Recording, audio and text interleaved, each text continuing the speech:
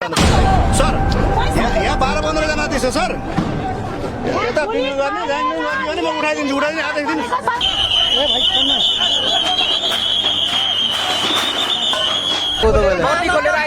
कसम यहाँ काट्दैन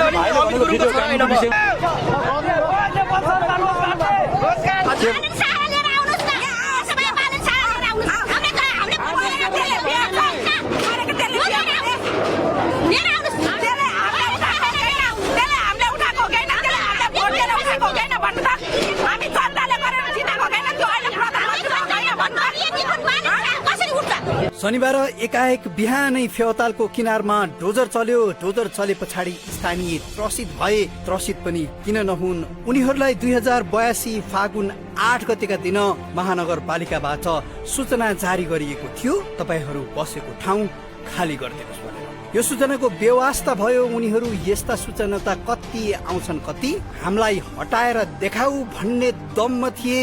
त्यो दम अन्ततः पोखरा महानगरपालिकाका मेयर धनराज आचार्यलाई बालेन सरकारको फोन सँगसँगै अनि डोजर चलाइदियो। त्यस पछाडि त ओहो सरकारले साँच्चै गरेको रहेछ भनेर कति सरप्राइज भयो भने कति अझै पनि सूचना आएको छैन। हामीलाई नै भन्नुपर्छ, घर अगाडि नै आएर टाँस्नुपर्छ, मैलै भन्नुपर्छ, फोनै गर्नुपर्छ भन्ने जस्ता तर्कहरू दिएर आशय व्यक्त गर्दै थिए। तर यो सूचना 2082 फागुन 8 गते नै महानगरले सूचना जारी गरिसकेको थियो। फेवातालको किनारमा लगभग अब भने डोजर चल्ने पक्का भएको छ।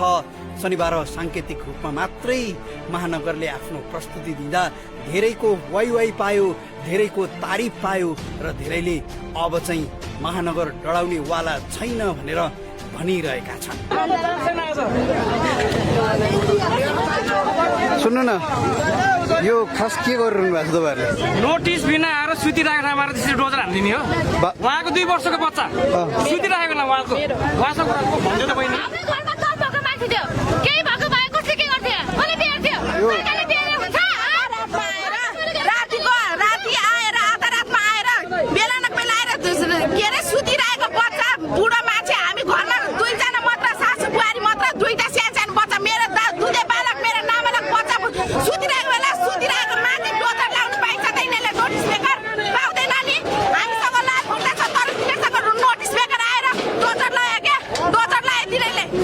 बालेन शाहले परेको म बेहोर्छु गएर हालिदिनुहोस् भन्नुभएको छ नि।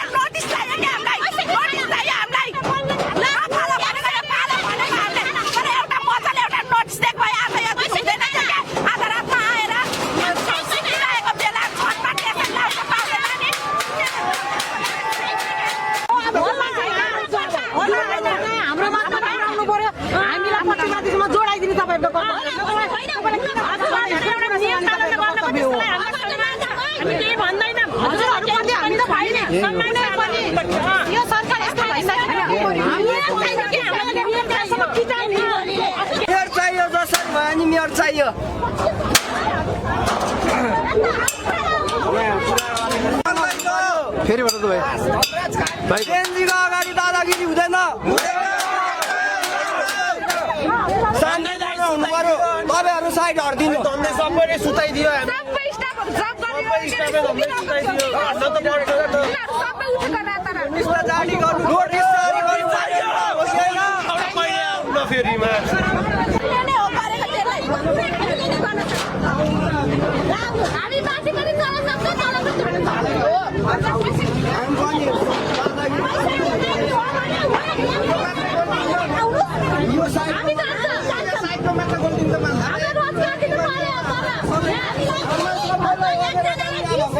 दिनुपर्छ महिना कति दिनु पर्यो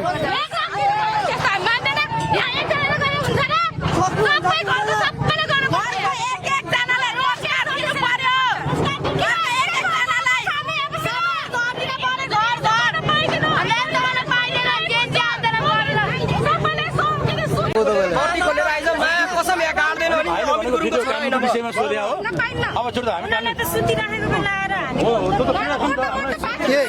के भएको राम्रोसँग सोधेको क्या यता हातपात हुन्थेन अरे होइन अनि मैले फेरि बाटो छेक भने यसलाई भित्र हाल्ने त्यस्तो पनि हुन्छ उनले राम्रो सोधेको भने यसरी सुते बेला यसरी डोजर मैले भनेको किन सक्यो बेला किन उठाउनु भइकन उठेर भत्काएको भए पनि केही हुन्थेन भनेको हातपात गरेन यस्तो यस्तो भन्यो बाटो छेउ सोधेर आएको भनेको मेरो कता हुन्छ छैन जहाँ कमजोर छ त्यहाँबाट फाल्ने होइन के अनि नोटिस दिएको तपाईँ जवाब छ हजुरसँग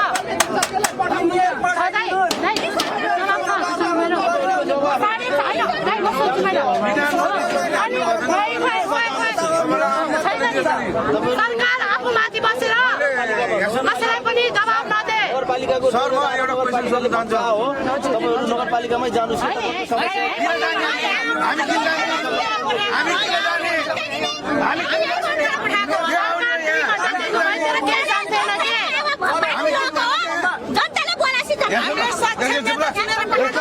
तपाईँहरू हाम्रो ठाउँमा भयो भए के गर्नुहुन्छ तपाईँहरू चाहिँ अब जागिर खाने हो हावाबाट उठाउनु भयो होइन जनताहरूको चाहिँ पीडाहरू चाहिँ बुझिदिने सरकार चाहियो होइन नोटिस ल्याउनु न हामी छोड्न तयार छौँ त भन्ने छ त संरक्षण 65 मिटर हानेर मात्रै संरक्षण हुन्छ र तपाईँसँग एउटा नोटिस छैन हामीसँग त लालपुर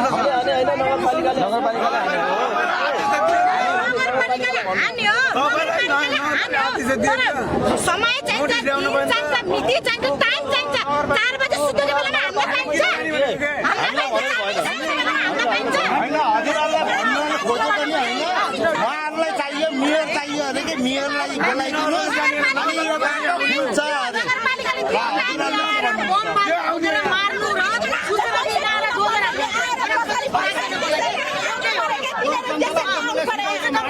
घरमा को छ त भनिदिनु पर्छ हामीलाई पछि टरमाथि बिस्तारै हाम्रो त मुनि छन् माथि डोजर लागिरहेको छ हामीलाई भन्नुपर्छ हामीलाई हामी यही दिन हुनाले हामीले भोट हालेको ठिक छ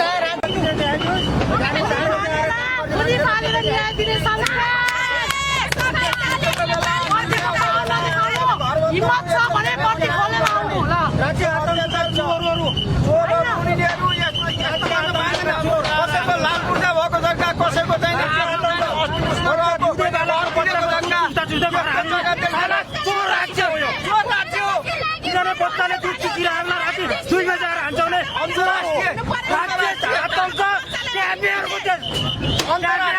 अन्तर्राष्ट्रिय कानुनमा नभएको कुरा यहाँ जाने कानुन कसरी दुध चुसिरहेछ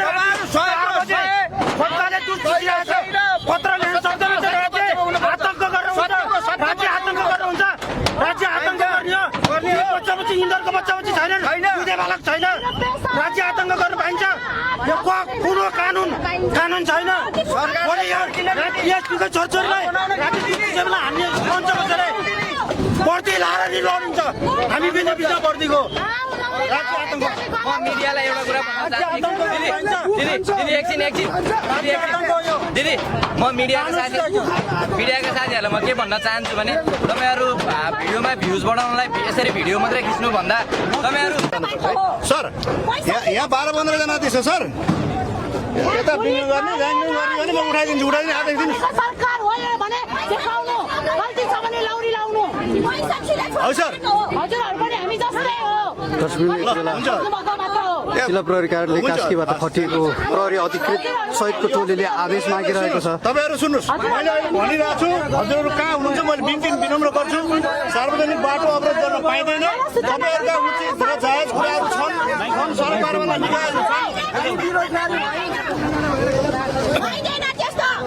आदरणीय जुन बाटो अवरोध गरिरहनु भएको छ हाम्रो आमा बुवा दाजुभाइ तथा दिदीबहिनीहरू म नम्र तरिकाले यहाँलाई निवेदन गर्न चाहन्छु जिल्ला प्रहरी कार्यालय कास्कीको तर्फबाट जुन किसिमबाट जुन बाटो अवरोध भएको छ यो सार्वजनिक बाटो हो।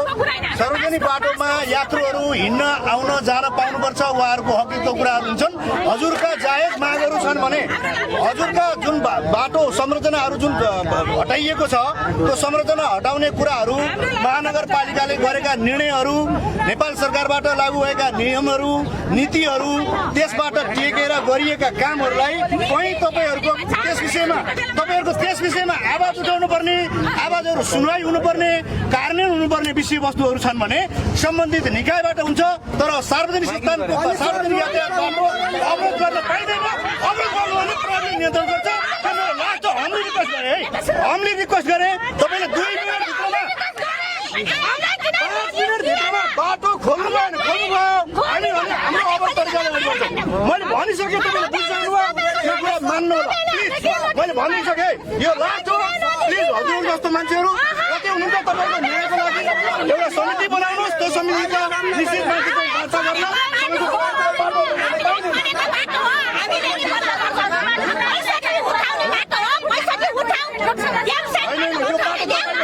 यो सार्वजनिक बाटो सुरु गरौँ।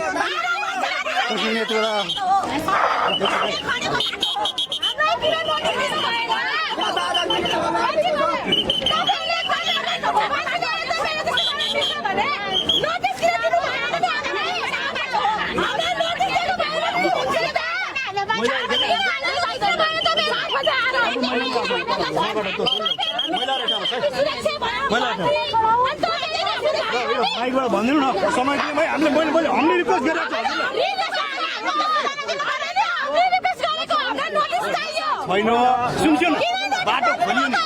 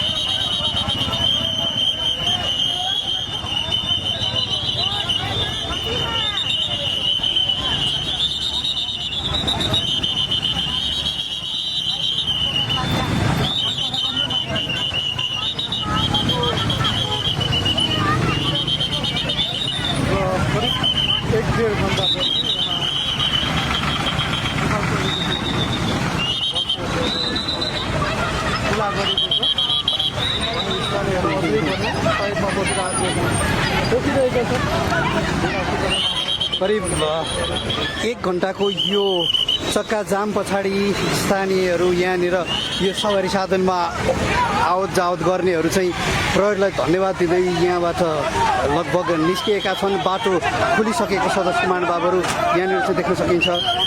यहाँ अहिले चाहिँ स्थानीयहरू छुट्टै बाटोभन्दा तलपट्टि गएर यहाँ विरोध गरिरहेको अवस्था छ। मेरो साथी टिभी हर पलको सहयात्री।